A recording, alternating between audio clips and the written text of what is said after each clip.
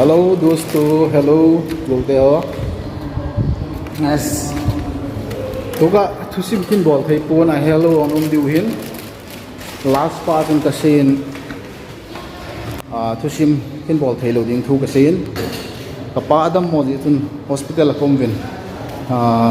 guwahati lang ako kijan vin tuhin aflong akom git tawin all dom tan to bang hen bui tapon tu si mong he hin pat kit du tai na all wa hele pat du ya nga le long tam bin ana he phat chengin taw na ho ne he phau bin ki pa min ki pa le jengin ni cho chung pe na ka kal do hen chi ni ma cham lo tai lai ha che thong che ta te che ding ke tan uwa ki ne le haung san yang tan ta hin pat kit du hin thusim ho dong lung don ding lung dim ding tapon tu hen tin lung sit den aga hospital tha kum hin tu a kon kha cho a hello ho che di man ti ding ham thusim nen sei gei wal tai ki pin chan ham ti omin a hello ho ding ai che video kin sim hen tu ka si cho damo ha san je a video kin sim thelo hen uni phada hi all lam sang boina i ma cham ka lo hin ya chu min pat kin diu hitan che de tam welcome to Zoti Ching Mati khat be chiloi ta welcome to Zoti Ching Mati tang min hin de chiloi ta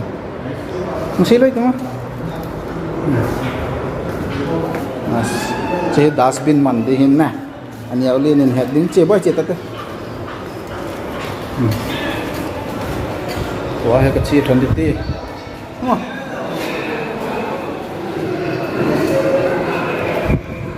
chan chu kain sei hi ngen ana lung kim wal pu din nang chala kan pat tai ni ma ki hin boina ha sat na zong ki to ding youtuber ki hiong na nang ho zong ke zong ha sat na damon na zong ito diu hin ko ka sung se chu hi chilai ICU wa ka mo hin chi ji a chi ma chang kin sei thei lo in bol thei lo hin nga le long na tam se vin tu sim lo win no ma nom jing hi tan tua in sim phat wa he le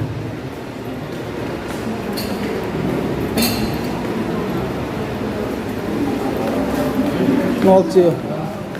bye bye bol lo che lo win in that sang ka te sim pute ho ang le ki lo min chung lang he ke ho chung pen nai chung lang ta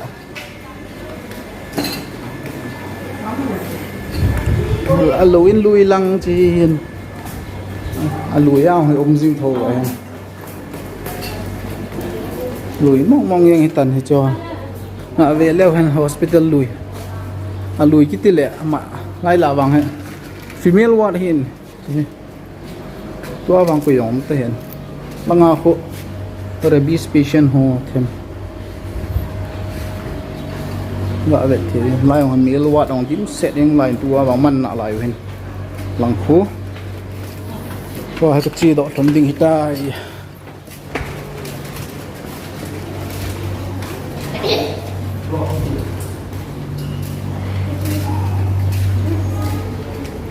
nom na sam tu sim na ngai ti tau te ga dio khat be tu sim na ngai ti tau na ngai nom ta tu sim ha sila tu sim sai do ham ole pi tu sim sila tu sim bo ngai nom sila operation room hin lang hin naw ni room hin sila security men kuwa ki te polu sa zilo check ball ju hin la ya